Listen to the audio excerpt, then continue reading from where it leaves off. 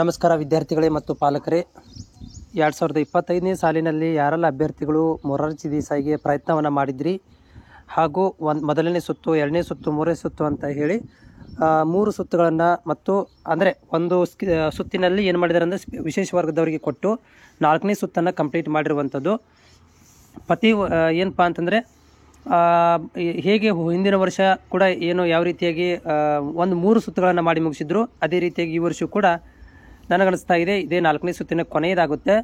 ಮತ್ತು ಇದರಲ್ಲಿ ಉಳಿದಿರುವಂಥ ಸೀಟುಗಳನ್ನು ಏನಾದರೂ ಭಾಳಷ್ಟು ಸಂಖ್ಯೆಯಲ್ಲಿ ಸೀಟು ಉಳಿದ್ರೆ ಮಾತ್ರ ಇನ್ನೊಂದು ಮಾಪಪ್ ರೌಂಡ್ ಅಂತ ಮಾಡ್ಬೋದು. ಬಟ್ ಹಿಂದಿನ ವರ್ಷ 2 ವರ್ಷದಿಂದ ಮಾಡಿಲ್ಲ. ಮಾಪಪ್ ರೌಂಡ್ ಅಂತ ಹೆಂಗೆ ಮಾಡ್ತಾರೆ ಅಂತಂದರೆ, ಈ ಕ್ರೈಸ್ ವೆಬ್ಸೈಟಲ್ಲಿ ನಿಮಗೆ ಡೈರೆಕ್ಟ್ ಅಡ್ಮಿಷನ್ಗೆ ಒಂದು ಅಪ್ಲಿಕೇಶನನ್ನು ರಿಲೀಸ್ ಮಾಡ್ತಾರೆ. ಇಲ್ಲಿ ತೋರಿಸ್ತೀನಿ ನಿಮಗೆ.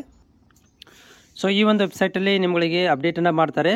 ಅಂದರೆ ಏನಾದರೂ ಸೀಟ್ಗಳು ಉಳಿದಿದ್ರೆ ನೀವು ಡೈರೆಕ್ಟ್ ಬಂದು ಒಂದು ಅಪ್ಲಿಕೇಶನನ್ನು ಅರ್ಜಿ ಸಲ್ಲಿಸಿ, ಕ್ರೈಸ್ ವೆಬ್ಸೈಟಲ್ಲಿ ಅರ್ಜಿ ಸಲ್ಲಿಸಿ ಅಡ್ಮಿಷನ್ಗಳನ್ನು ಪಡ್ಕೊಳ್ಬೋದು ಅಂಥೇಳಿ ಹಿಂದಿನ ವರ್ಷ ಹಿಂಗೆ ಮಾಡಿದರು.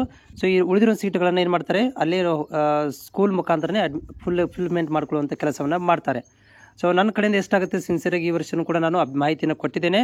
ಮುಂದೆ ಏನಾದರೂ ಮಾಹಿತಿಗಳು ಮತ್ತು ಏನಾದರೂ ಡೌಟ್ಗಳಿದ್ದರೆ ನನಗೆ ನೀವು ಕಾಮೆಂಟ್ಗಳನ್ನು ಹಾಕ್ಬೋದು. ಕಾಮೆಂಟ್ಗಳು ಬಿಡುವಿನ ವೇಳೆಯಲ್ಲಿ ಫ್ರೀ ಇದ್ದಾಗ ನಾನು ನಿಮಗೆ ಮಾಹಿತಿಯನ್ನು ಕೊಡ್ತೇನೆ.